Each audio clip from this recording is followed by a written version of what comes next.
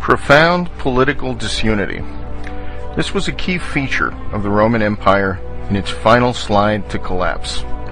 The shared values and consensus which had held the empire's core together dissolved, leaving petty fiefdoms to war among themselves for what power and swag remained. Today we have several types of political disunity. Superficially, the two political theater wings of the Demo-publicans stage a bitter partisan war over whose vision of the U.S. holds an increasingly enfeebled political power. But this is all theater and artifice. Neither wing has any vision or values of substance. Each slavishly serves their masters, the corporate cartels and financial oligarchy, while feeding their vast constituencies in the savior state with borrowed treasure to maintain the power. However, the real disunity is between a doomed status quo and those willing to deal with reality. Right now, those willing to deal with reality are few, but they have the distinct advantage of reality on their side, while the status quo has only propaganda, artifice, phony political theater, and empty promises. The disunity stems from the public's innate desire to hold on to the empty promises and cling to hope offered by the status quo that these grandiose, impossible promises will be met, despite the abundant factual evidence to the contrary. Every attempt to lead the public towards the realization that the present is unsustainable is crushed by a frantic assault by the cartels and players who will lose power and profits when the status quo crumbles. Promises always sound better than reality until a crisis punctures the promises. But the anger generated by this deflation of too good to be true promises threatens both rationality and stability. And what of the leadership? The weakness of what passes for leadership today is not just a matter of bad luck, but of the corruption of politics to the point that it only attracts sycophants, moral midgets, and sociopaths. It's easy to blame those attracted to the game for this, but the real cause is the American people, who reject honesty in favor of artifice and promises. The American public is childlike, self-centered, myopic, ill-informed, and ultimately uncaring about anything but getting what's theirs. Thus, anyone who promises that their share of the swag will remain untouched wins, and anyone who suggests the swag is unsustainable is rejected. To the degree a nation gets the leadership it demands, then the U.S. is in trouble. We are now a nation of spoiled teens who get to elect their parents. No surprise, the ones who never enforce any penalties, those that have learned never to challenge their own bosses, the kleptocrats, and who dole out the most allowances, win every time. Thus we get leaders who refuse to challenge the financial power elites and cartels because the status quo would devote all of their wealth and influence to defeating such a challenger. And we get leaders who refuse to be honest with the American people because that honesty is rejected as unwelcome.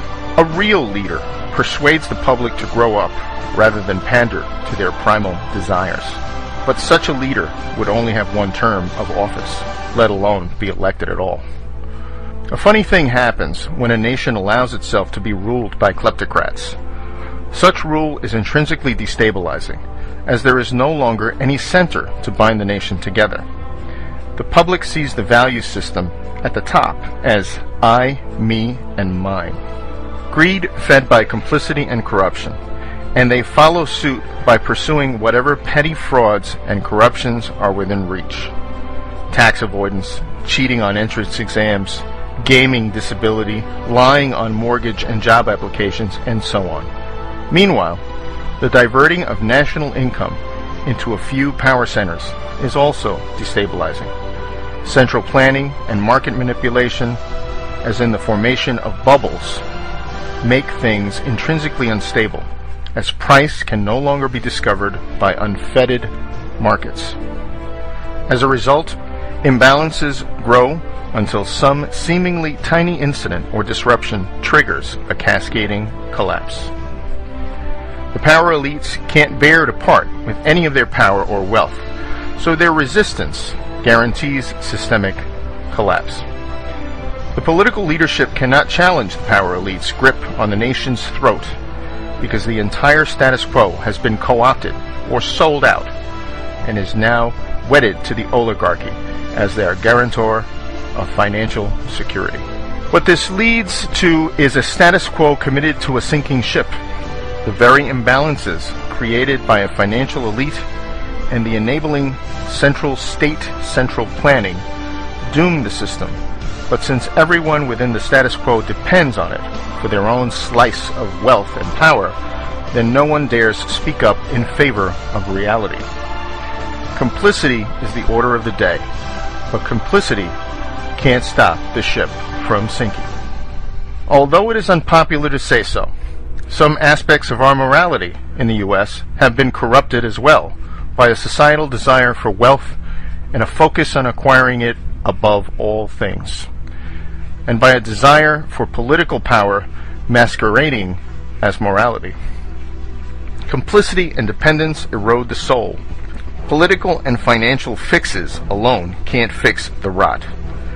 In a fundamentally corrupt, complicit society, rules and laws are routinely evaded, bypassed, undermined, or simply ignored.